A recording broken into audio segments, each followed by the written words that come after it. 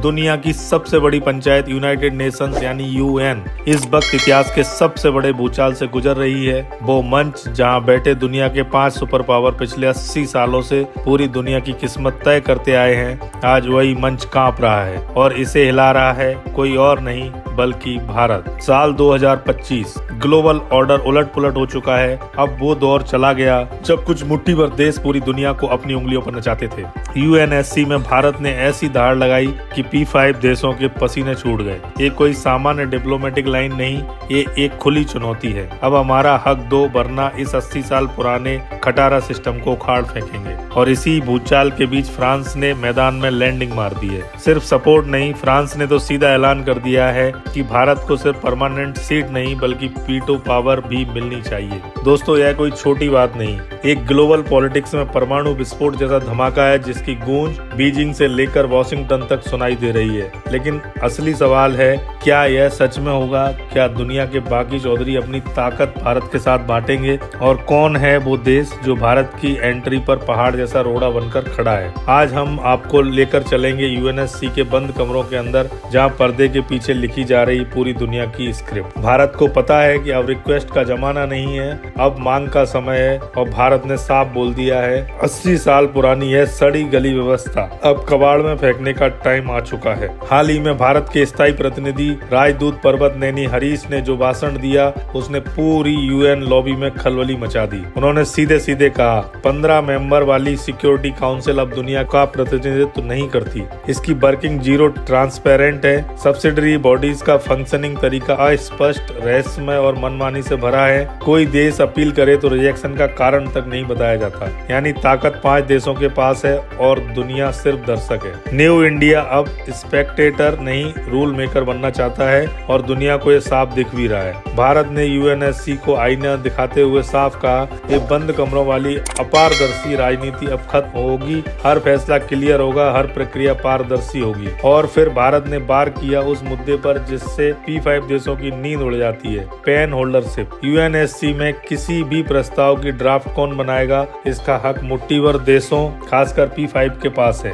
भारत ने खुलकर आरोप लगाया, आप इस पावर का उपयोग दुनिया के लिए नहीं अपने हितों के लिए करते हैं। यह साफ साफ कॉन्फ्लिक्ट ऑफ इंटरेस्ट है।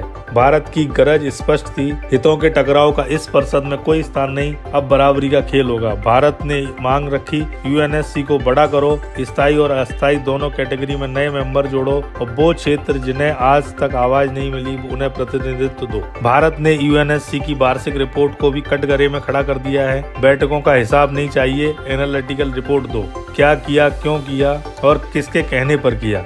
इसके साथ भारत ने पीस कीपिंग मिशनों पर भी बड़ा सवाल उठाया। जब सैनिक हमारे हैं तो मैंडेट आपका क्यों?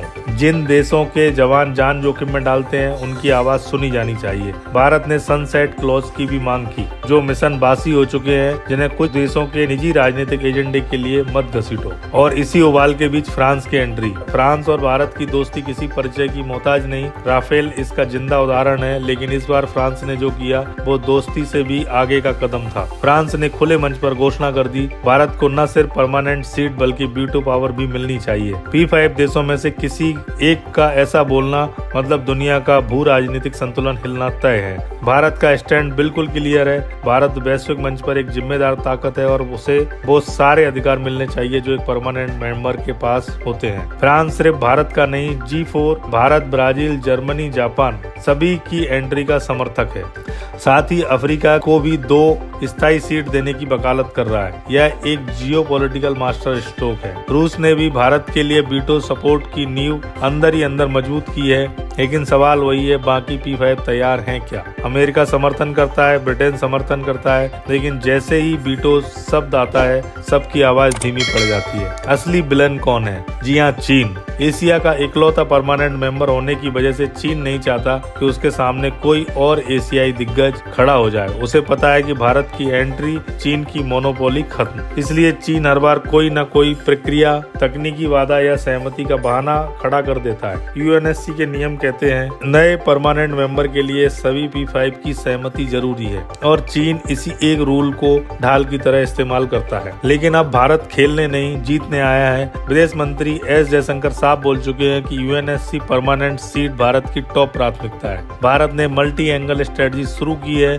G4 के साथ दबाव बढ़ाना, इंटर गवर्नमेंटल नेगोशिएशंस में टेक्स्ट बेस्ड नेगोशिएशंस की मांग, यानी अब सिर्फ बातें नहीं होंगी, एक ड्राफ्ट बनाओ और हर देश की पोजीशन सार्वजनिक करो। भारत की रणनीति स्पष्ट है, चीन को एक्सपोज करो, दुनिया को दिखाओ कि असली रुकावट कौन है। तीसरा बड़ा बदलाव यह है कि भारत अब ग्लोबल साउथ की असली आवाज बन चुका है। अफ्रीका, लैटिन अमेरिका और छोटे एशियाई देशों को एक साथ जोड़कर भारत दुनिया में एक नई शक्ति धुरी तैयार कर रहा है। अब आते हैं सबसे भारी सवाल पर। अगर सारे समीकरण ठीक बैठ जाएं और भारत को यूएनएससी में परमानेंट सीट या वीटो पावर मिल जाए तो क्या होगा? भारत कितना पावरफुल बन जाएगा? सबसे पहले भारत का ग्लोबल कद कई गुना बढ़ जाएगा। वीटो पावर मिलते ही भारत ग्लोबल सुपर पावर की कैटेगरी में पहुंच जाएगा। इसका मतलब है भारत अपने नेशनल इंटरेस्ट के खिलाफ आने वाले किसी भी प्रस्ताव को सीधे रोक सकेगा। आज तक जो भी एंटी इंडिया प्रस्ताव लाए जाते हैं वो सब एक झटके में खत्म, गेम ओवर। इंटरनेशनल पीस और सिक्योरिटी से जुड़े फैसलों में भी भारत की भूमिका निर्णायक हो जाएगी। दुनिया के हर बड़े फैसले पर भारत की मोहर लगेगी। लेकिन इसका सबसे बड़ा असर पड़ेगा एशिया की राजनीति पर। अभी एशिया में यूएनएससी में सिर्फ चीन एक परमानेंट मेंबर है। इसी वजह से वह पूरे रीजन में अपनी मनमानी चलाता है। लेकिन भारत के आने से पावर बैलेंस पूरी तरह बदल जाएगा। चीन के बढ़ते प्रभाव पर लगाम लगेगी, खासकर इंडो पैसिफिक में। भारत रीजनल सिक्योरिटी की हर चिंता सीधे यूएनएससी में उठा सकेगा और अगर कोई देश भारत के खिलाफ कोई प्रस्ताव लाने की कोशिश करता है तो भारत एक झटके में उसे वीटो कर देगा। यह वही शक्ति है जो पूरी जियोपॉलिटिक्स का नक्शा बदल सकती है। सोच कर देखिए वो दिन कैसा होगा जब यूएनएससी की हॉर्स शू टेबल पर भारत का तिरंगा स्थायी रूप से मौजूद होगा। यह सिर्फ एक डिप्लोमेटिक जीत नहीं, यह 140 करोड़ भारतीयों के सम्मान की जीत होगी। हाँ, रास्ता अभी भी आसान नहीं है। सुधार की प्रक्रिया राजनीतिक मतभेदों में फंसी हुई है, लेकिन भारत ने तय कर लिया है अपना हक लेकर ही रहेगा। फ्रांस का यह खुला समर्थन एक बड़ा पॉजिटिव सिग्नल है। यह दिखाता है कि P5 देशों के अंदर भी अब बदलाव की जरूरत को लेकर सहमति बन रही है। वह समझ चुके हैं कि रिफॉर्म को अब हमेशा के लिए टाला नहीं जा सकता। अब आप बताइए, क्या आपको लगता है कि 2025 के अंत तक भारत को यूएनएससी में परमानेंट सीट मिल सकती है? क्या चीन अपनी हरकतों से बाज आएगा और फ्रांस के इस खुले समर्थन के पीछे असली वजह क्या है? दोस्तों, कमेंट्स में हमें जरूर बताएं और हमारे चैनल को सब्सक्राइब करें।